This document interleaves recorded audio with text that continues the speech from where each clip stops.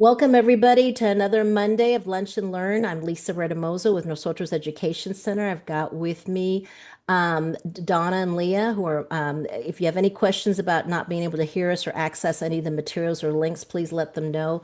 Can do anything without them, and also can't do anything lately without my buddies, partners, not in crime, but in getting this thing one and done and all our other projects. I have Lourdes Maria Zavala, and I also have Dr. Teresa Thompson Pickney. We go way back. I think some of y'all saw us together last Friday when we were doing our talent search proposal writing workshop update. Today, of course, is our lunch and learn, where we get together during our lunch break and talk about anything and everything related to the talent search and EOC competition. But I'm going to be for real with y'all, EOC. I'm glad you're there along for the ride because you're next. But I'm all about talent search right now. I can't even say the words EOC, except kind of in the back of my mind thinking, okay, I'm probably gonna have to do this for EOC too. So I'm glad you're with us. Please don't log off and think this is doesn't pertain to y'all. I think it's a perfect time to kind of go through it with us with talent search to realize what you may face and to get ready. Because I think for me, it's been the lack of time to absorb all this. The more I spend time thinking about it, the more I'm getting used to it. But I need time for stuff to soak in after I've been doing certain things a certain way for the longest time. And now I got to quickly shift in, I don't have the time. So I'd be okay with it if I had the time. And of course, I'm not okay with the budget breakdown and all the way that's going on, but we'll talk about that. I did want to share a couple of things before we open it up for questions. And by the way, chat, we've got monitoring by Lourdes is monitoring chat. And she's going to throw out some stuff too, questions or get y'all engaged. And but we want to keep the questions, most of the questions, and the Q&A, which Teresa is going to be moderating as we go along, okay, to make this more efficient use of time and getting information out to everybody. So anyway, just wanted to share my screen, which would be helpful if I would share my screen. And it's always interesting when I'm trying to share my screen. I think I have it right here. Yes. All right. So I am sharing the Lunch and Learn.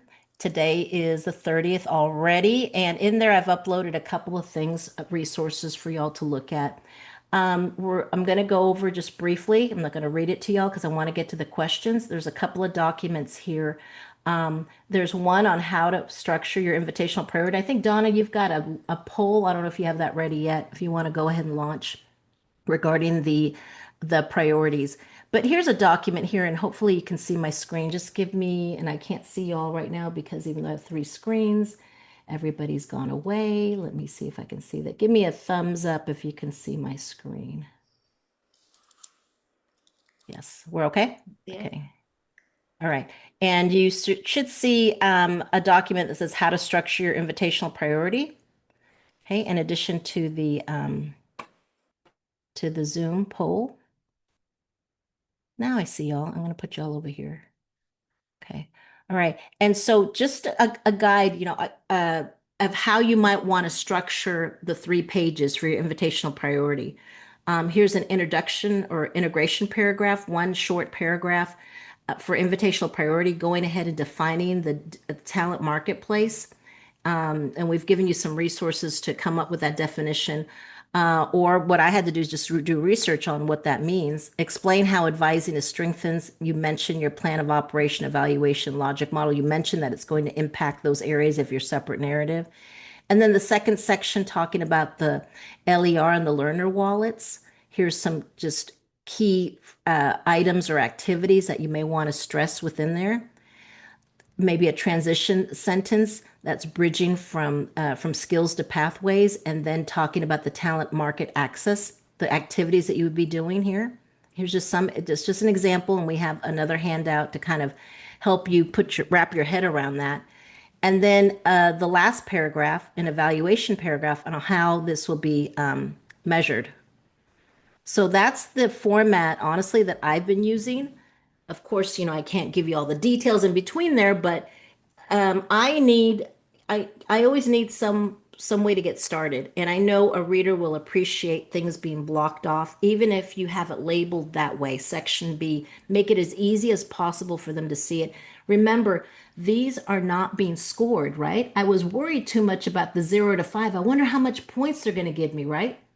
No points. So a little bit of the pressure is off. I just have to make sure I address it. People are saying that they're halfway there, haven't thought about it. What priorities done? Good, because I was trying to tell everybody on Friday when we met with the talent with the proposal writing workshop that y'all have to get those priorities done first. I usually do it the other way around, and this way I was like, no, let me get those done, and then I've got some narrative when appropriate to put back into the rest of the narrative, right? So you're going to see similar, structure with the absolute priority. Now the thing is that the invitational priority is very similar in a way to the absolute priority, except that it's advising focused. So here's just some tips about how to start your paragraph and what you might want to think about. Don't overthink it. Remember, you're not getting scored. And some people are like, well, I don't know if I can do this. Now, I'm not telling you to put something you can't do. I don't think you don't have to have this crazy, over the top answer to because you're not getting points. You just have to address it. And the whole point here is about,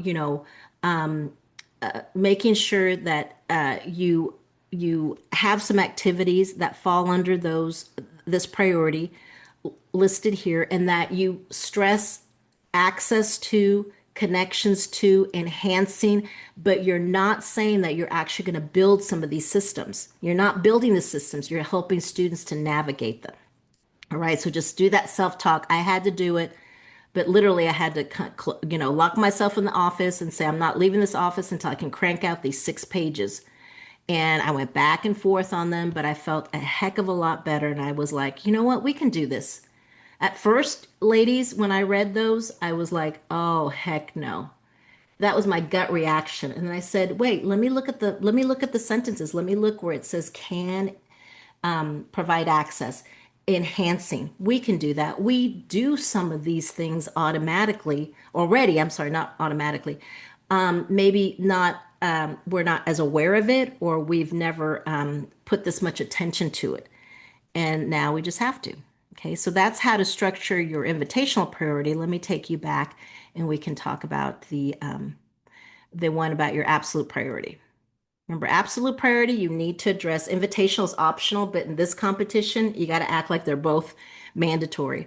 So here you see it's similar, but how the priority is embedded in the plan of operation. Once you want to mention that, you also want to mention that it's going to be part of your evaluation and logic model.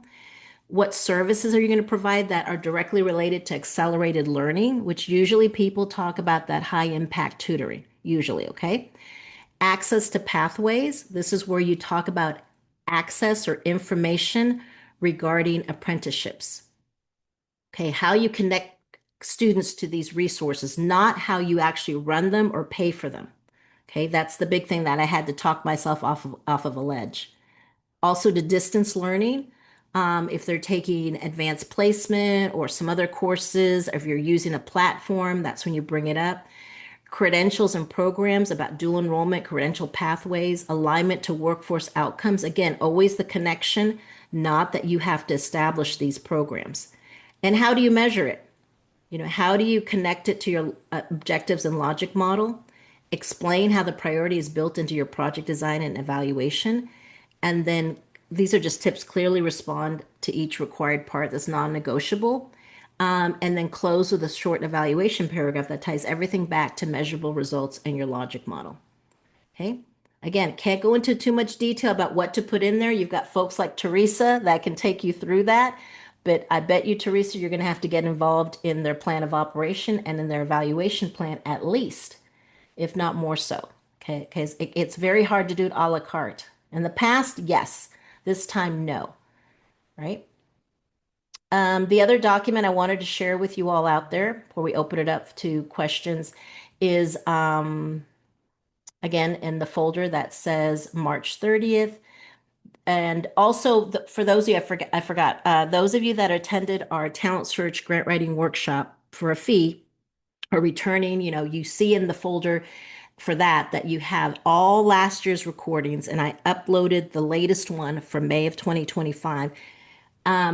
which most of it is still valid because the questions didn't change, right?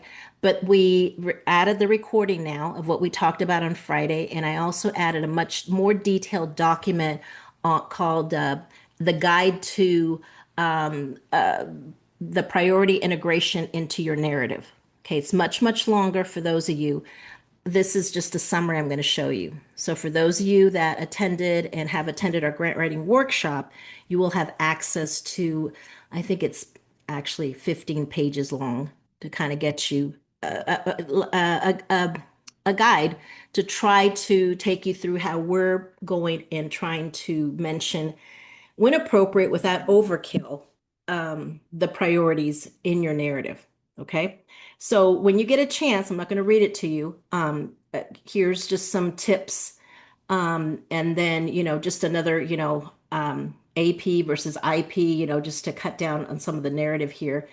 But then a little bit information about the difference between absolute priority and invitational priority, just keywords, or key terminology, where it should go, the best places to put it, where, even a sample sentence that covers both. In the objective section, just a sample sentence or a couple of sentences. Don't rewrite it because you can't rewrite the objectives. And there also might be what we call a bridge sentence between, the sections, or when you close it. And then your plan of operation is really where the integration happens. All right. So we talk about a required services, right? But then you can have an opening sentence. We used to, in that question number 3, the plan to deliver services, I always used to say, well, look, I'm paraphrasing. I know that we provide all the same required and permissible services, but this project's focus is to provide these services in this manner. And I used to talk big about cognitive skills building or case management.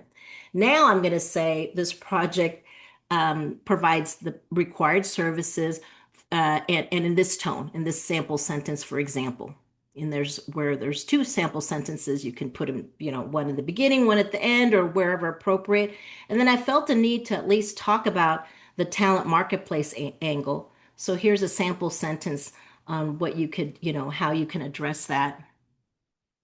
Um, you know, don't talk about digital wallets and creating internships or building a mini labor department in your proposal. And I think, some people are really worried about that. In your applicant and community support section, one of the things I realize is you know what, I need to, when we talk about our community or even at our campus, in our agency, mentioning that there are going to be entities there or resources that can help in these connections. If you've got board members who own companies, if you're an agency that can offer or have connections to apprenticeship, or if your college has a career or workforce center nearby that they partner with, that I've never worried about that. I was always worried about, oh, they're going to give us college tours and job shadowing. Now it's got more intention behind it. So you can see that, where the focus is and where you could nicely weave in mention of that, or look for a particular partnership. It's not like a strong, it can be a tangible commitment, but what I'm saying is it's not like you have to produce a cost sharing document to see that they will give students jobs. You don't want to offer that. It's about access, information. Again, a group we've never really thought, including possibly in our talent search, applicant and community support, where we talk about the agencies and the community organizations, which can include the Small Business Administration or the Workforce Center. I never had to think about including in talent search, maybe in EOC, but I've never thought about it. Now I'm like, okay, I need to remember to bring them in and also invite them to the party, so to speak. Now, in the quality of personnel, I, I think it'd be smart that when you talk about the qualifications required for the positions, that you throw in or revise that language, similar to something like this, where you just put that strong emphasis on outcomes, that people are been trained or have experience, aligning with pathways, career goals. That seems to be the buzzword. So I may tweak that a bit. In the budget section, a lot of us are having to increase our budget, right? Increase the number of people we're serving. to either maintain our current level of, students that we're serving or to keep our current budget. Or with a lot of my clients, I'm saying, hey, we're going to actually have to go up the next level. Not crazy. We're not asking for $1 million to serve 2,000 students, but you might have to serve another 100 to get the extra money. So I wouldn't recommend you just serve enough to get what you're used to getting because you're not going to have enough money to put in your budget to show that you're able to pay for some of these things. Okay, and so we're recommending that folks go a little bit more to serve more students. We can worry about that later. And I know people say, "Well, I'm barely having a hard time." This is, this you got to go for it because you're going to need to show that you have money. For example, for tutoring, whether it's in person or online or both is best and it's high impact tutoring. So whenever I hear that, I'm hearing that doesn't mean a big number of students to receive it. So already you can tie it into maybe your objective of those students or who are getting the rigorous secondary school program of study. So it doesn't sound like you're trying to provide everybody with tutoring. But I do think, um, that's where I feel strongly about putting some of that extra money in since it won't be enough to hire additional staff. Also, in any services provided by, is it Zello or Navigate, or I keep forgetting the name of it, or even Big Future, they mentioned as an online platform where students can start, or even the Department of Labor has got some free resources where students can start building their resume and things like that. So you want to make sure that those things are listed in your budget and linked to invitational or the absolute priority. Okay. They don't have to be a lot of money, but that's where when people tell me, yeah, I'm serving 600 right now, I mean 500, and I said, well, let's go to 600 for 300,000. And it may be like $20,000 more than you're getting right now, but don't go crazy with it. We're not going to be able to get extra staff except maybe a handful of tutoring hours and put more money in online tutoring and some in those platforms to help, and the platforms that you could buy a subscription to, because we're not going to build it, but maybe you want to tag on to something if we don't have anything that is free. Like I said, College Board, Princeton Review has them. Um, and you've all seen them where students create an account. And usually if students have money, their parents pay directly, but this is where hopefully you could buy an institutional um, um, subscription, right, for your students or some of the students and give them the password to log on and start building their digital wallet, so to speak, which is like their resume. So again, just some information and here some sample sentences, for the budget too. A career exploration, exposure, advising and planning, and we kind of put the mention of the priorities there. So it gives you a little bit of information, workshops to do this, that kind of thing. Okay.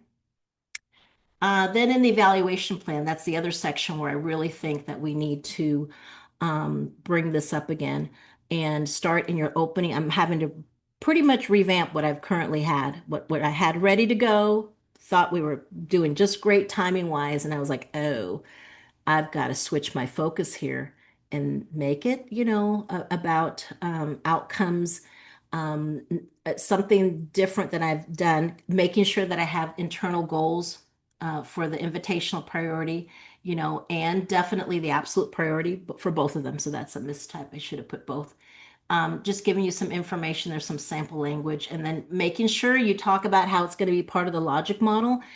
Before the logic model, as I mentioned to you earlier, or the last time we met, for lots of years, we've had a competitive preference priority about requiring a response that with a narrative that demonstrates a rationale, which they said is, your logic model.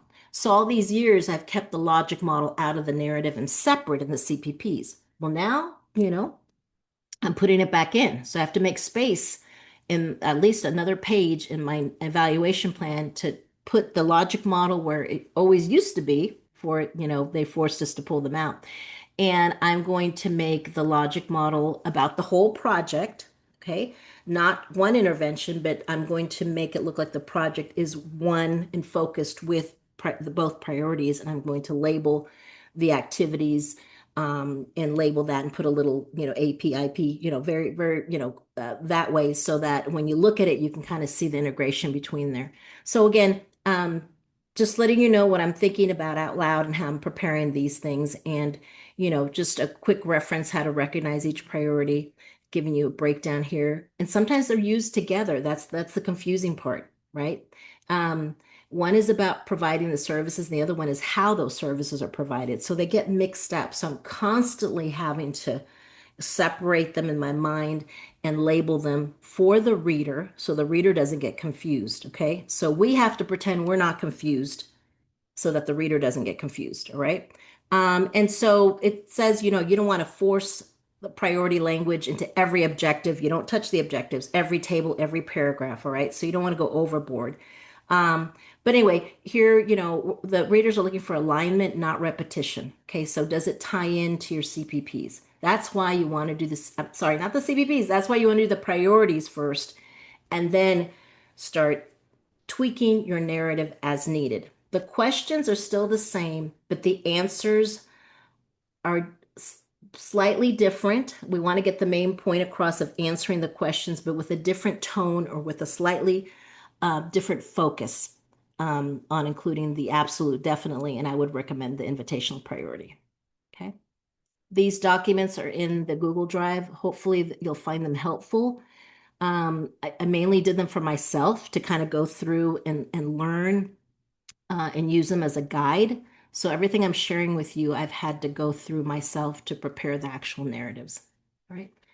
Ladies, do you have any questions or You and so I was going to answer some of them, but some of them are really great questions, and I think are really great opportunities for discussion. Um, One of them is, can you provide some advice on positions and titles? Um, so when you were describing the quality personnel section. Sure, I always keep it simple. I can't go by what HR necessarily calls positions on campus because you could have a director sometimes is a branch manager level 2 for HR. It's a project director in the grant for the readers. I mean, it doesn't have to match what HR, sometimes HR gets all messed up about it, but you have to simplify it. When the specialists or the outreach counselors, I'm very careful about the word counselor because if they look in the quality of personnel and they notice that you're not requiring them to be a licensed counselor, that could hurt you. You get a reader who's a counselor that's offended by that. Believe me, I've been there, done that. So project advisor, because the I try to pick titles that say what the person or what the position is doing, like project director, assistant director. I try to take the assistant director or maybe lead advisor if they're not an assistant director. Sometimes project coordinator we use for administrative assistance, and sometimes it's actually an assistant director. Project tutors, I try to simplify it in the grant as much as possible. So a lot of times my names do not match with what the client has as their official titles. Teresa, do you want to speak to that? No, but there is some information in the chat regarding EOC. It Oh, appears that it was just released. So Oh, I just wow. wanted to share that. Mhm. when I'm is it sorry, due? I wasn't sure if I should or should not, but That's okay. just When's it due? FYI, Do you have a due date? May 15th, I believe. Let me Oh, confirm. plenty May of time. 14th. Oh Okay. my So goodness. breaking news. Thank you, Teresa. I think. Thank you, person in the chat, for letting us know. Thank you. Thank you so much. Yeah, so we'll check on that and get that post. Leah, if you could look it up, or I don't know, Teresa, if you know where to find that, or if Okay. the person in the chat The can link is put in there. The link is the in the link is in chat. there. Leah, Mhm. could you prepare a breaking news post? That would be great. I appreciate it. Get some smelling salts. I'm telling you, it'd be good to, no, no problem. No problem. No problem at all. Okay, nice to know. We got Mhm. plenty of time. We got plenty of time. But we All right. got this. We got this, We y'all. We got We got this. got We this. this. got We this. got Yeah, this. we got it. Teresa, I think you're doing Q&A, I think. Do you have any or No, are you no, I doing? have Q&A. Yeah, I have Oh, Q&A. okay. Okay. So the next question is when you were describing the high impact services, so about the tutoring, someone, can you ask if anyone uses Zello and if the college has an agreement with their school district to have access? So I think it's just a question to share, to ask of others. Maybe we can put in the chat, Yeah, if you could put that into the chat. I'm curious about how you're making the budget work. With the recent university-wide salary increase we had, we can't figure out how this is going to work, and so I think that's a great question. you'll Um, have to and increase the number of students. yeah, and if you would be willing to share a sample budget for a 500 person program. Well, it's not going to be 500. You can't hmm afford 500, you know. Yeah, at If are 250, you not with that salary increase, it's no. yeah, yeah, so it's gonna have to be at least 600 students. So it's gonna have to be at least a $300,000 budget.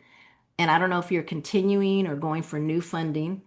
I can talk to you separately if you're going for new funding. But if you're continuation funding, the budget, there's not much to it. I mean, Mhm. 90% of your money will be eaten up by the staff and the fringe. And whatever you have left over, you put in supplies to make sure you have enough supplies to cover the Zello subscription or to cover tutoring materials, things like that, computers for your staff to utilize the database. People say, oh, that database is too much. You need that database. That's like having another person, right, on board to do that for you if you're not lucky enough to have someone like Lourdes, but Lourdes ain't for free either. So, that's a whole nother salary. So sometimes if we don't have a Lourdes, we have to go with a database. I don't care what you use, but it is well worth the money. Okay. So you can't, throw that overboard. So there's really not much to the budget except that you can't, it's almost like Gear Up, Teresa. I figured out in Gear Up, in order to break even, you have to serve at least 1,200 students. Right. Yeah.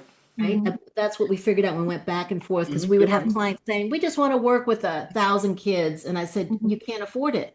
Yeah. And Yeah. and Talent Search is the same thing. So if you can't afford making it right now at your numbers, you're going to have to serve more students. Yeah. Mhm. Okay? That's the only thing. And then the budget, I mean, there's not much to it. When you look at this document, it kind of takes you through besides once you pay for staff, when you get down to the budget integration, it does give you some tips on resources to make sure you have whatever extra money you have if you serve more students. It'll be just about 20,000 maybe at the most that you can put in those resources. Mhm. And, I'd like to remind folks that in prior, proposal writing sessions, Lisa's always said, think about the budget, like how much money Perfect. do I really need? Think about that first. And Mhm. this is a great now way because we're not capped like we were previously, where, you could only ask us for a certain amount of money and the number you're serving. Now we need to really think about that differently. Say, how much money do I need? And then once I figure out how much money I need, divide that by the 500 per participant cost, and that's how much money you're going to need to ask for.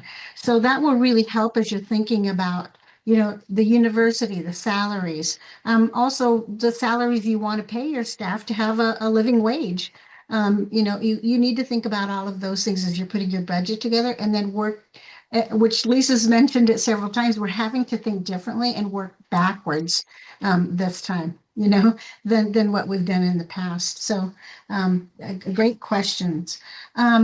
The other question is about the logic model. Excuse me, this logic model. Now it's a separate code. So you mentioned, embedding it into the narrative. Of the evaluation plan, Mhm, yes. Make mhm, sure it's there and it mentions, and I would recommend you build it on the concept. Usually sometimes they say build it on one of the components. Well, I've always kind of done it overall, but then stressed and highlighted the specific activities that would link under both priorities. mhm. Yeah, and with respect to the question about high impact tutoring, it's not defined. You define it. And I think Lisa mentioned that previously as well, that you are within your narrative describing what does that high impact mean. And remember, we're talking about providing access to. It's not that you are going to provide those services to each one of those individuals. So, Okay. Thank you, Lourdes. Any other um, questions? is there a staff to student ratio that you recommend? Well, having been a former director, I know I'm pushing it if I want somebody to work with more than I do always case management. Okay, some people say they don't do it. I think you're going to have to commit to that, or to say that's to make it happen, it look like it's going to happen, right? Um, I don't like to go over any more than 300 per person. So, like in my example, where I'm basically telling my clients, look, you're at 500. No, we're gonna have to go to 600. And they've just got two full-time advisors. And I say, well, instead of 250 each, they're gonna have 300 each. Anything more than that, I feel uncomfortable. What about you, Teresa? I agree. I think 300 is manageable as someone who was part of Talent Search straight out of college. So it is managed. You can if you if you it can be done. It can be done. Yeah. You, we sound like grandmas. You know how we walk 10 miles to school? Look, we had 800 kids between, I think, the four of us. 800 kids, but I was the director. So really among the three of y'all. Mhm. No internet, no shared drive, no cell phones. We did it. So anyway, just so so 300 to 1 with all we got going on. And remember, we don't always have to have an active caseload of 600 students the whole time, right? You don't have to have an active, like everyone's got to be active. No, if you did that, you'd have to, oh my gosh, don't even think about it. So, it's not that everyone, you could be active one semester with a bunch of students, and, it doesn't mean that they have to be equally, receive services year round. Okay. Any other questions, Lourdes? To answer some of the other questions in there, but I think some of them I was trying to mention more for conversation, right? The question, and this came up last time, is that what were your thoughts are, and I think this came up last Friday for the folks who had attended, is that the thought about combining two projects or writing for your two projects. And one of the points that you made is that who's to know whether both of them have the same, what if one gets if you write, if you have two current talented projects and you decide to combine them and write for one that It's pity points. that's yeah, and the prior experience points. So Lisa, what are your thoughts on that as well? So I am totally clueless on that. I don't know what to do when it comes to that, and I'm not afraid to tell you that. So I'll tell people I don't know. I know COE says keep it separate. I mean, if it makes you feel better, have a plan B and do a save as, create a budget where it's one big one. But I definitely would wait until, please ask that question somebody during the Department of Ed's technical workshops that are starting this week, I believe, right? This week, the end of this week, or this next week week. Okay. on Wednesday. They're the only ones that can answer that question. Everything else is speculation, right? It's not written, it hasn't been talked about. So I feel very, I don't know, and I feel really uneasy about telling you advice that I don't know for sure. Because I don't know for sure. We've never, just like I'm wanting someone to ask, hey, how can some of these state agencies that are getting the five competitive preference priorities, how can they be funded if at best they could score 105? And I've got prior experience, and if I score 100 plus my 15 points, I'm at 115. So how can they even compete with us? That's what I want to know. Is there a separate fund being set aside just for them? It didn't say so in the RFP. I don't know if I Mhm, guess they can do whatever they want to do at this point, mhm, but how is that happening? Is it, mhm, that's my clue. But anyway, those questions, please bring up. I don't mhm, know how to answer them. I'm so sorry to say mhm, I don't know. I've been telling my clients to mhm, keep it separate. But go mhm, ahead and do your budget, and if we have to morph it, but then which one's going to get the points? I'm trying to avoid, I guess, I'm trying to avoid, the only reason I'm asking people to fund up to 600, for example, a little bit more is because they can't do it at the 250, right? And they can barely do it at what they're at right now. So, okay, let's go for a little bit more. But I don't want them to go overboard either to take up or put a big massive one, because in my mind it's the more projects we have going for the big money, then we're shrinking the number of us total that can get funded, right? So I'm kind of mhm, hoping that something happens and the department says, you know what, we're going to make the priority stick, but we decided we're going to go back and put a cap. on y'all. So we're not going to let you go crazy with asking for $1 million every year. So we want to maintain, because that's the thing, that the argument is going to be, look, if you do this, so many students are going to lose access to these programs across the country, right? So many. Don't do this. Leave it alone. We'll deal with the priorities. Let's negotiate here. But I don't know, we're running out of time to do so. But it would be the quickest fix. I won't be mad. I won't be mad if they come back and say, never mind about the budget. You can, we'll let you go up to 600 or, up to 500, but no more than that, that kind of thing. So I don't know, Teresa, I don't know what you would recommend about the keeping them separate or doing a merge. I wouldn't merge it. I was reading the chat. I'm so sorry. No, but that's fine. I mean, someone had just said that, someone says Mhm, we're nervous about combining it. mhm, I am too. Yeah. I yeah. am too. I think I'm leaning toward the separate. Mhm, Yeah, I would lean towards separate. I'm mhm. creature of That's I just habit. think, my gut. My gut. People say, well, I'm competing yeah, against yeah. myself. I said, well, so be Mhm, it. Then you can make that yeah. decision later who gets to keep it. And then who knows, maybe you could say, oh, well, we've got two projects in this area. You know what? Let's just get funded. Then we can deal with the Mhm, tiebreaker and those mhm, decisions afterward. Just like people say, well, I don't know if I could serve 600. Mhm. At this point, I have to say, don't think about can you serve that many students. Go. Go, and we'll hopefully be in a situation where we can worry about it later. And then mhm, hopefully we can meet later and I can tell you, look, this is how you get your 800. Remember, Teresa, how you get your 800? It's mhm, thinking outside of the box, still being in compliance. We're just so used to working with the same traditional group of students, we don't realize who's actually eligible for talent search and reality, especially if there's not an EOC in the area. But totally different topic for another day. I guess my mhm, thing would be, it's hard for me to say because you guys live it and that's your biggest deal is the numbers. But you cannot afford to go down to 250 if you're just serving 500. mhm, And you can barely afford to stay even. Go for the 600. Go for the mhm, 600. Let's see what happens. Okay. mhm. Any other Yeah. questions? And it's a great point because I think we need to take a step back. We need to look at the budget first and say, what do we need? In terms of to pay for all the things that we want to be able, and then work our number way backwards, divided by the 500 to get the number you're going to serve. But I think you also need to look at that question. I know there was a question somebody asked about how is the director taking any? Well, you're going to need to look at that management plan. What does that look like? Who's going to be providing some services Mhm. um, to also make it something that is going to work? Because is your director, yes, in this new scenario, going to have to maybe take on a particular smaller caseload. It's a possibility. I mean, remember, you need to reach your numbers, and we have to make substantial progress. And so I think we just need to take a step back. We need to really like, what does this really look like if we want to make it work? Mhm. So great questions overall.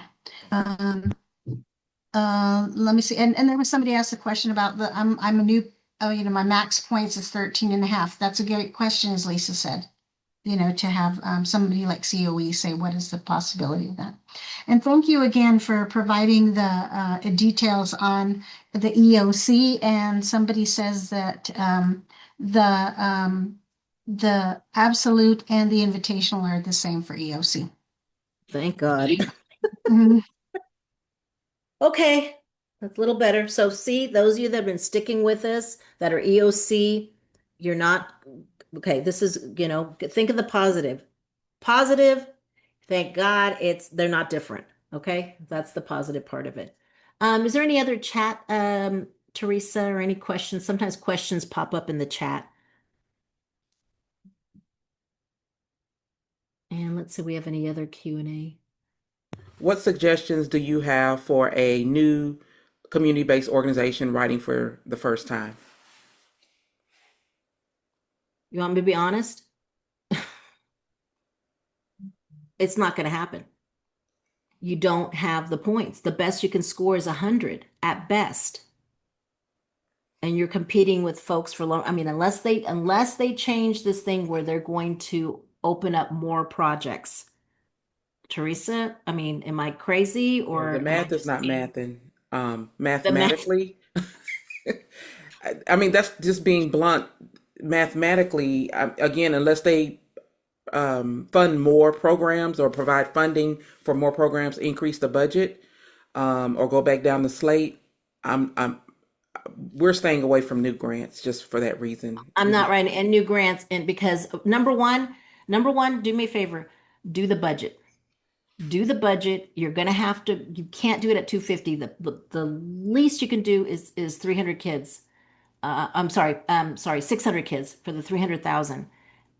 Do your salary and imagine you're staying at that level for the next 5 years. Other stuff goes up. Okay, if that's not enough, then you got to look at all the data that needs to be collected. We've been working on this for over a year. I do not have a single client, Teresa, not a single one, maybe one. But other than that, everyone is losing points in the need section. There's just Mm. no way to cut it. When we look at persistence, however we sliced and diced it, believe me, we've been going back and forth for almost a year trying to make it show that all the target schools show need. They're going to lose a point. And in the previous competitions or more, that would have been okay because they had prior experience points. But now the math, when there's so few grants that will be funded, that makes the cutoff be a perfect score. And Teresa and I have been through this before. Lourdes has been this before with the training grants where you could score a perfect score and not get funded because there's not enough money. And then they do a tie break. It happened to me last year with Gear Up. Two perfectly scored Gear Up proposals. Neither one got funded. Okay. It was, and come to find out, it was dead on arrival, Teresa, because the tiebreaker was all about their congressional area and that they have for that enough low income students, Mhm. and they never had that. But we never had to show that in the gear up, so it was kind of like a delayed reaction, like, "Oh, jokes on you! We would have never won the tiebreaker." I'm just being blunt. Do the budget. Start. You have to show one. You would have to score 100 points, a perfect need section that every single target school is doing worse when compared to something else, the state or the national rates. And then at best, you'd be stuck at 100 points. There's no points for the absolute or invitational priority, right? And you're probably not eligible for the 5 points, but even if you were, you're at best at 105 and you're competing with hundreds of people that some of them, maybe they don't score 115, but they'll be 114, 113, 112. So only because the math is not, like you said, what did you say? The math is not mathing? Yes. Yeah. The math is not mathing. What you could do is possibly try to shop that same sort of structure around to other types of funding.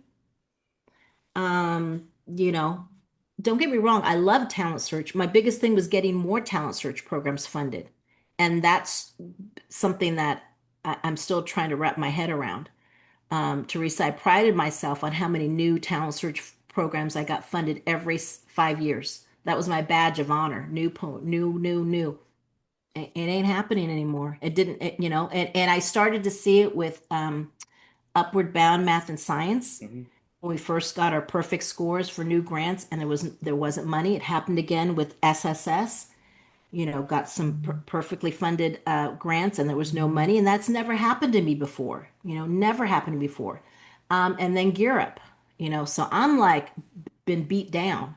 Yeah. So it hasn't. I mean, just it hasn't happened to me in Talent Search, but it will, because I know what I've gone through with Upward Bound and with SSS and with Gear Up.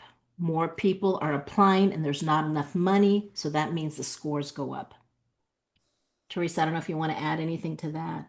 No. You hit it on the nail. Okay.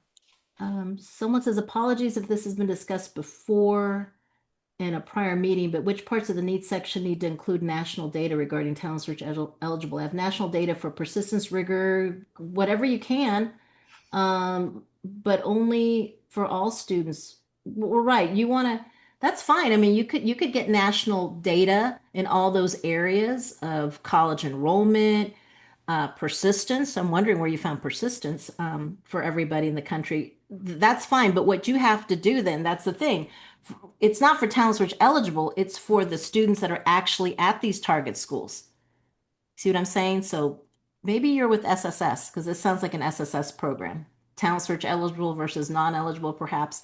But when you're looking at the needs section for talent search, um, you have to pull data for all the students at the target schools to compare their college enrollment or their persistence rate from one year to the next to either the district, the state, or national data. And at least compared to one of those entities, you have to be doing worse, meaning your target school students have to be doing worse. Okay. But yeah, there's no place I can go to. I wish, right, Teresa, I could go and it could be, oh, here's everyone who's talent search eligible. That would be awesome. Yeah. So I'm just answering those questions there. What are your thoughts on a CTE diploma option being considered as a rigorous program of study? Well, actually, it cannot technically be counted because we do have specific definitions, and I think they're in the Lunch and Learn Drive. We have six definitions in the talent search regulations. If you look under your talent search regulations under definitions, there are six specific definitions for what it could be considered a rigorous program of study. And I don't think the CTE diploma is officially labeled or listed as one of those six unless it's embedded in number two, which I'm paraphrasing, is the state's definition of what an advanced or honors program is. So when you look at what the state says, perhaps in their description, it might mention that. But Teresa, double check me. I don't think CTE is listed in the regulatory language. It doesn't mean that it can't be. It's just not listed separately as an option. It Yeah. maybe falls under number one, whatever the state says is a rigorous, or number two, whatever the state says is an advanced diploma or honors program. Okay. Someone put something there in the link. I don't know. You can't pick that, right? Someone in a previous meeting says, "Oh, I'm going to use dual enrollment." I was talking to, someone. I said, "Well, you can only use dual enrollment if it's part of the definitions for advanced diploma or whatever the state says." You see what I'm saying? So we cannot pick our own definition of rigorous. It's in the language. Our institution lost two UBs due to their administration's decision due due to cancel grants they mentioned. Oh, okay. Okay, okay. Still directing talent search in Europe. I'm reading this when discussing quality of personnel. Should I write myself in the director showing the commitment of the college? I do have several coordinators requiring a master's degree, demonstrating high quality personnel. So this is more, is this like a budget question too? When should I write myself in as a direct? Okay, well, you have to have a director, right? There is, I've always told people, look, you're at a disadvantage with a reader if you're not 100%. And some of us can't be 100%, right? Because it's already, once you're split and got the approval to be split, if you're over multiple programs as a director, you must remain split. And it was approved. It still doesn't mean when it's so competitive that you might not lose a point from a reader. I'm not telling you to go back and make yourself 100% because then you run the risk of, okay, you don't lose the point there, but then when you ask to be split again, the program officer could say, no, because you wrote it that way, So we're not going to do that anymore. You wrote it that way, you're going to stay that way. So I'm not sure if this is more of a budget question, but in the quality of personnel, there needs to be a director. And again, moving forward, it's the qualifications, and you don't put yourself personally as a director. Um, unlike some other grants, you don't necessarily say your name or use your personal credentials as why you should be the director or if you're the director. It's more so, okay, let's say if we're starting with a whole new staff, what qualifications would we require and what job or work experience or professional experience would we require of somebody who's the director? Okay, what would those be? That's where I'm having to make sure I include mention of some of these priority things. And then what would the advisors be required to have as part of getting hired? So, I don't know if that's going to be if that answers your question, but it sounds like it's a budget question, first of all, and also it's not about your personal credentials or your resume. You could tailor it so it's just so happens that the qualifications that the project would require, the college would require to replace you or exactly what you are, or to hire you would be that. But you don't want to make it too specific. Like, Teresa and I and Lourdes have over 30 years of trio experience. I wouldn't put must have whoever the director has must have 30 or 20 years of experience in trio. Oh my gosh, can you imagine? So that's where you have to be careful. Almost all of our schools utilize community eligibility provision for school lunch. I think this is kind of a gear up thing, right? Is that where they say everybody's 100%. 100% eligible? I believe so. Am I only able to report identified student percentage, or can I use the 1.6 multiplier to show how many school lunches they were actually reimbursed? Are you saying when you look it up that the students it says they're 100% low income, or I mean, free and reduced lunch? Is that what that happens, Teresa, when they do the That's community my eligibility? understanding, but I wouldn't go into, I've never gone into the details of the multiplier. I would just That's a say bit they're much for the 100% reader. eligible, Yeah, that's a bit right? much for the reader. I would say they're 100%. That's not 80%, it's 100%. All of them are low income, if that's what you're coming up with. I'm not sure if that answers your question, but if you're usually that says, and we're running into schools where they come back and say, well, Lisa, they say everyone's eligible. So be it. Right. Everyone's eligible then. Compare it to the state and compare it to the national rate. You're going to show that you have need if it's designated at 100%. So that could be a good thing. As a new 2021 talent search, the maximum points would be 13.5. Do you think these projects have a chance? Excellent question. The math is not there, but you need to ask the Department of Ed or the Department of Labor. Say, do we even have a chance, y'all? Hmm. Yeah. That's a great question. We've talked about that, you know. So how do I get the link for the Department of Ed workshop? I think we have that. Can somebody get them the link, please, Leah or Donna? We had it in our blog post, I believe. We posted about it last Thursday or Friday. So we'll send that to you, or we actually have the letter. Thank you for doing that. Couple minutes here. State agency ID. I think it would be embedded within the actual evaluation, reader instructions. There's no way there can be as many perfect 100 scores. I'm not sure what that means. State, I think it would be embedded within the actual evaluation. Oh, you mean the instructions that the readers get? Um, I don't know. I Yeah. still don't know how they're going to get that many, Mhm. how they'll get the math of it? Yeah, I think I was reading that question is that you know how usually when we compete in any other, prior to this talent search, there have always been a large number of projects that have perfect scores and might fall into that funding band. And then, if even within prior competitions and this one, I mean, this one especially has a different way that they're going to evaluate tied scores and everything. But thinking like, how were those state agencies going to get there? I mean, and those are all great questions because I don't think we even know many of those answers. I know as we were talking last week about even the application for itself, when you think about the community and applicant support, it doesn't say this is what they need to address. We just know they have to answer the same questions. We just don't know how they might address some of the questions. That's true. But it is going to be, I think, through some of the questions is fiercely competitive. And I think that's what all we can do is we know it's going to be fiercely competitive. And all we can do is do our best. Remember, we're writing our grants to support those students within our target areas. So we want to answer the question as best we can. We can't worry about all of these tiny little details until we get some specific questions. But in the meantime, you have lots of folks here, Teresa and Lisa, providing a lot of support of like, what should we be prepared for? What should we be writing for? And let's not leave anything, off the table. Have those great conversations, talking about the management. What is this new program going to look like? And try to answer as many of those questions as you can as you're writing. And then not forgetting, as Lisa said, we need to remember not to forget to address this here because what might those readers be looking for? We don't have that idea. We don't know what their training is going to look like. But what we know is that we need to write the best answers to those questions and say, we got it. We understand what you're asking for and do the work that we need to respond appropriately. So, Hmm.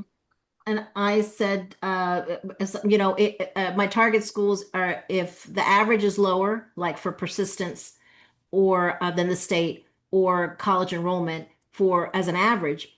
but then I have 3 or 4 schools that are doing better than my comparison, you will lose points. That's how competitive it will be. They'll look at each of those schools individually, not just the average. So I'm sorry to say that. So someone said, so because of the math and the budget, are we almost guaranteed to be in a tiebreaker if we score for, perfect score? And I said, yes, the math of it is doing that. That's what I see. CEP schools do not have free or reduced lunch applications. SEP schools, do you know what that means, Teresa?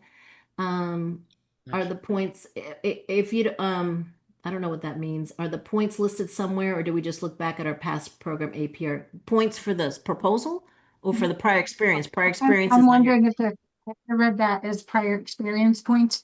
And so you cannot get those reports from the program specialist might be able to help you. But the folks who are managing the web portal, they will not help you get those prior experience points reports. So hopefully, somewhere on your computer, and maybe in your network folders or somewhere your information should be stored on what were your prior experience points in the event that the question comes up. Right now, when you fill out the program profile for your application, you're going to indicate, yes, I have prior experience points. And you're going to tell them your PO number, right, from the prior grant. So those program specialists do have those details, but whether they will provide it for you and the points that you have earned is something different, right? So hopefully go back, look at your prior reports that were submitted. And if you're a new director because your prior director left, and you don't have access maybe to their folder where they might have saved that, then at least try to reach out to your certifying official because they would have also have downloaded hopefully that report, to show what was the prior experience points that were earned. okay. So we're gonna wrap this up. Someone asked about when we should find out about funding. Um, you know, I we're behind. I'm telling people, and you even COE said that you might want to keep some money aside. Don't go crazy. It's trying to spend all your carryover. I would keep at least 6 weeks of salary and fringe if you can, just in case this pushes into the end of September until we find out or get our GANs for those that are refunded. Okay. Let's see. And 2 more minutes. Is there an average of all the points for time served or add them all up? The PE points are the second, third, and fourth year. You add them up and you divide them by 3. And you want to look at your APR instructions. Anybody out there have APR instructions from there's a breakdown with that. They even have an additional document for that. And it's for the second, third, and fourth year of this current funding cycle. Um, let's see, serve an entire district. So not the schools have a need. Do you recommend dropping those schools? Uh, Definitely. You're gonna have to pick, and only, again, how many target schools you have is very important. If you've got 10 target schools listed, then you can't totally drop all of them. You have to keep at least substantially the same, which COE has defined as 51%. So I've got 10 schools, I can't go any lower than 6. If I go to 5, that's 50%, that's below 51%. So yes, and the beauty of it, you could still probably end up serving the whole district. They just wouldn't all be an official target school. See what I'm saying? As long as they're in their target area. Do you have a question, anything to add to that, Lourdes or Teresa, about that? No. Yeah, I think I just need to remind folks that, I mean, because there was a question earlier, should I add target schools? And don't, and remember that you may not need to add another target high school because you can also serve individuals in your target area. So, and that wouldn't drastically change what your application looks like. Right, right. Okay, y'all, I have a hard stop. I've got to start another webinar. So thank you all so much. And EOC, welcome to the craziness. Jump on in. And thank you, ladies, for all your Mhm, help. Thank you all out there. I wish you all the best of luck. We'll see you next week, okay? Thank you all mhm. so much. Thanks again. Bye. Bye-bye. Bye-bye. Thanks, everyone.